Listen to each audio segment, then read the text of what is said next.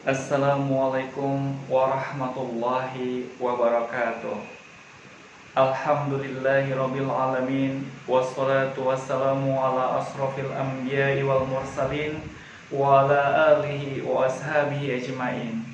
Rabbi shrah li sadri wa yassir li amri wahlul 'uqdatam min lisani yafqahu qawli. Raditu billahi rabbah wa bi islami dina wa bi muhammadin nabiyya wa rasulullah. Rabbi jina ilman warzuqna fahman wa amalan salihah. Allahumma sholli ala sayyidina Muhammad wa ala ali sayyidina Muhammad. La haula wa la quwata illa billahil aliyyil azim. Saudara-saudara kaum muslimin dimanapun Anda berada, pertama sekali marilah kita panjatkan puja dan puji syukur kita kehadirat Allah Subhanahu wa Ta'ala, karena atas limpahan rahmat dan karunia-Nya yang luar biasa sehingga memungkinkan kita bertemu di majelis ilmu pada hari ini. Kemudian sholawat dan salam marilah tak bosan-bosannya kita hadiahkan kepada putra Abdullah buah hati Aminah, yaitu baginda Rasulullah SAW. Mudah-mudahan dengan kita senantiasa memperbanyak sholawat atas beliau dengan mengucapkan Allahumma sholli ala sayyidina Muhammad wa ala ali sayyidina Muhammad, kita masih termasuk ke dalam golongan umatnya yang tidak hanya mendapatkan syafaat beliau di yaumil mahsyar kelak, tapi juga di dunia ini. Karena kata Allah Subhanahu wa Ta'ala, barang siapa yang bersalawat satu kali atas Nabi, maka Allah Subhanahu wa Ta'ala akan bersalawat 10 kali atasnya. Saudara-saudara sahabat surga dimanapun Anda berada, adapun tema tausiah kita pada hari ini yaitu rahasia khusyuk dalam sholat.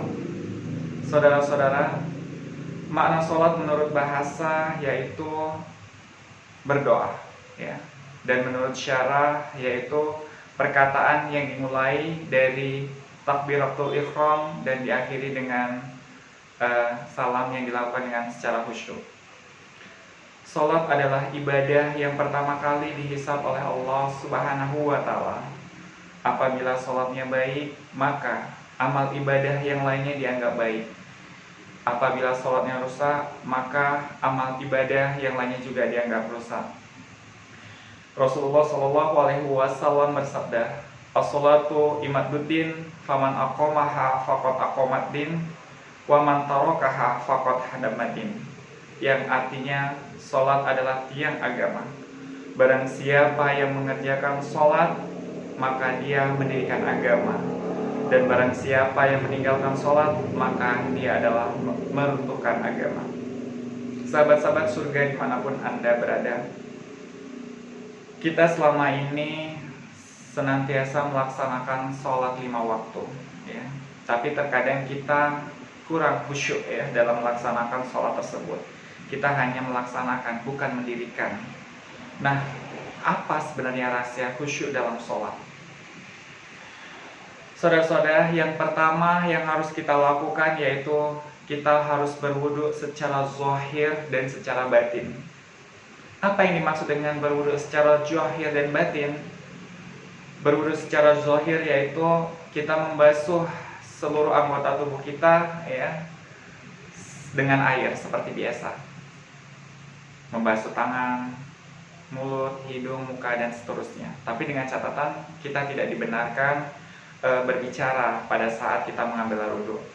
Jadi ketika kita berwudu, ya, membasuh tangan, berarti kita merontakkan dosa-dosa tangan.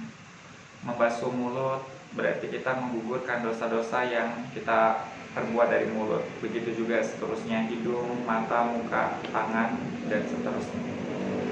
Namun yang kita sering lupa yaitu berwudu secara batin. Apa yang dimaksud dengan berwudu secara batin? Yaitu kita membersihkan hati kita dari sifat-sifat yang tercela.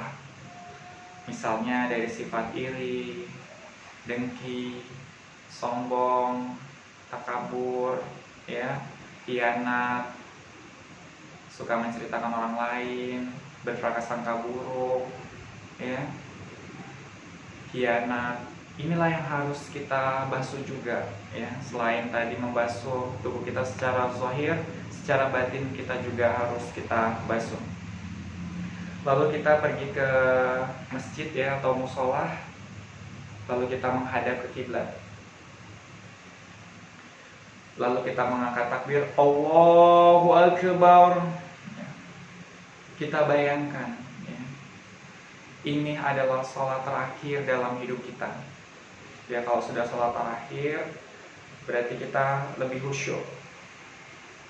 Kemudian kita bayangkan surga ada di sebelah kanan kita. Kita bayangkan pula neraka ada di sebelah kiri kita. Kita bayangkan ya, malaikat maut ada di belakang kita. Dan kita bayangkan pula ini adalah sholat terakhir dalam hidup kita. Kemudian kita ruku, sujud dengan penuh pengharapan, dan kita salam dengan penuh keikhlasan. Nah, seperti itu dia.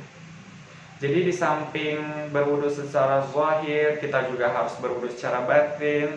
Kita juga harus membayangkan ini adalah sholat terakhir kita dalam hidup kita. Kita membayangkan sebelah kanan kita surga, kita membayangkan sebelah kiri kita neraka, kita membayangkan di belakang kita itu ada malaikat Israel yang senantiasa ingin mencabut nyawa kita. Dan kita pahami setiap bacaan yang ada dalam sholat. Selama ini kita membaca bacaan-bacaan dalam sholat itu tidak pernah paham artinya. Marilah kita pelan-pelan senantiasa setiap hari belajar. Bismillahirrahmanirrahim, dengan menyebut nama Allah yang Maha Pengasih lagi Maha Penyayang. Alhamdulillahi Rabbil Alamin, segala puji bagi Allah, Tuhan semesta alam. Ar-Rahmanir-Rahim, yang Maha Pengasih lagi Maha Penyayang. Jadi seperti itu. Dan seterusnya ya. Bibir kita membaca bahasa Arabnya dan hati kita mencoba untuk menerjemahkan. Karena selama ini kita sholat ya seperti dikejar-kejar ya. Kita maunya sholat tuh harus penuh khusyuk, apalagi di bulan suci Ramadan ini. Amalan wajib di bulan biasa pahalanya menjadi di angka 27 kali di bulan Ramadan. Amalan sunnah di bulan lain itu pahalanya sama seperti amalan wajib di bulan suci Ramadan ya. Khusus untuk bulan suci Ramadan ini, di samping sholat fardu, marilah kita senantiasa sholat tarawih ya. Sholat tarawih seperti yang pernah saya sampaikan, sholat tarawih ini hanya ada pada bulan suci Ramadan saja. Tarawih artinya bersantai ya, jadi sholatnya itu santai. Ketika kita ingin sholat di luar Ramadan, sholat tarawih itu tidak ada lagi, karena sholat tarawih hanya ada di bulan suci Ramadan saja. Dan setiap malamnya itu ada keutamaan apabila kita mengerjakan sholat tarawih. Dan kabar baiknya sholat tarawih ini adalah sebagai penambal ya, penambal kekurangan-kekurangan ibadah puasa yang kita lakukan pada siang hari. Mana tahu pada siang hari kita tidak sengaja menceritakan orang lain ya, berbohong. Sholat tarawih ini adalah penutup, penambal dari kekurangan-kekurangan puasa kita pada siang harinya. Jadi dihancurkan kepada kita semua agar kita senantiasa jangan sampai kelewatan sholat tarawihnya. Apabila tidak bisa dilakukan di masjid atau musola, kita lakukan di rumah. Mungkin itu saja yang dapat saya sampaikan. Terima kasih atas segala perhatian. Mohon maaf atas segala kurangan. Assalamualaikum warahmatullahi wabarakatuh.